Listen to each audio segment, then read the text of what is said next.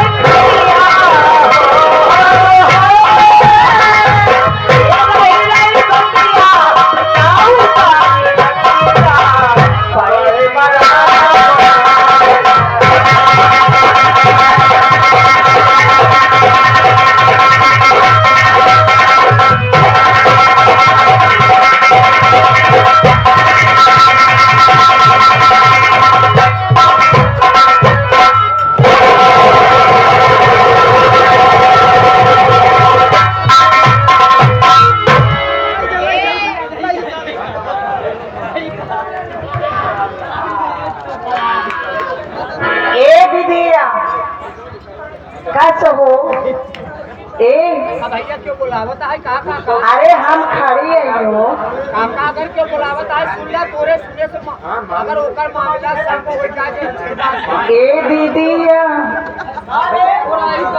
हिया आवा का कहूं बहिनी अच्छी बतावा। हाँ इतनी रात की।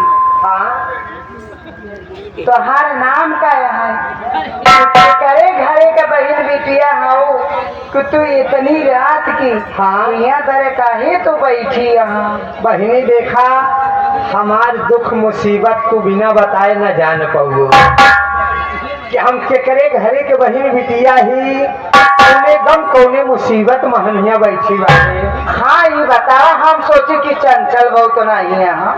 देखा बहनी हरा हम आज बहुत दूर से है। हमार घर यहाँ ना आई बा। कहाँ है? हमार घरे बाटे प्रतापगढ़ है। तहसील कुंडा जिला प्रतापगढ़ है। अच्छा तब है तो हम उतनी दूर से आज हमारे पति देव रहे घरे में केवल तीन प्राणी रहे बहनी। तीन प्राणी के हो? एक हम एक हमार पति एक हमार देवर। तो हमार देवर बड़ा चंचल जैसे है बैठा है काका बगल में एक रुपया। हाँ ऐसे हमार देवर रहन तो बड़ा चंचल रहन। तो आज बहुत दिन के बाद इतनी उम्र महाए हमारे 5.5 लड़का बहनी। 5.5? हाँ बहनी का तो सुने नहीं कि 5 लड़के लेकिन 5.5 कहाँ से? देखा कहाँ से आई? देखा 5 लड़का हमारे खेलत खाता है बड़े बड़े हैं। हाँ एक फौरे की डिलीवरी हो में करीब बस 1 महीना बाकी बा। 1 महीना माने 18 लग गया। हाँ लेकिन ओकरे बाद संदूक इतनी उम्र में हमार पति देव सब शौक कराए दीदी लेकिन 21 शौक न कराए पाए। नहीं कराए ऐसे जैसे आज दुबेपुर में नौटंकी भैया हरी कराए हैं। हाँ हर केस के जीजा हाँ भांजा हाँ सब मिलके नौटंकी बोलवाए। तो ऐसे गाँव देश में हमारे जो नौटंकी आवे तो कही भैया हे मुन्ना के पापा हे मुन्ना के पापा आज अपने गांव में नौटंकी आवत बा, सब शौक कराया, हाँ। लेकिन यह एक चीज के शौक न कराई पाया। हाँ आज हमके ले चला तू अपने गांव के मेला दिन में मेला बा, रात में नौटंकी बा, आज हमके नौटंकी दिखावा। इतने बतिया सुनते ही मान दीदी सटक तो उतने दूर खड़ा बा।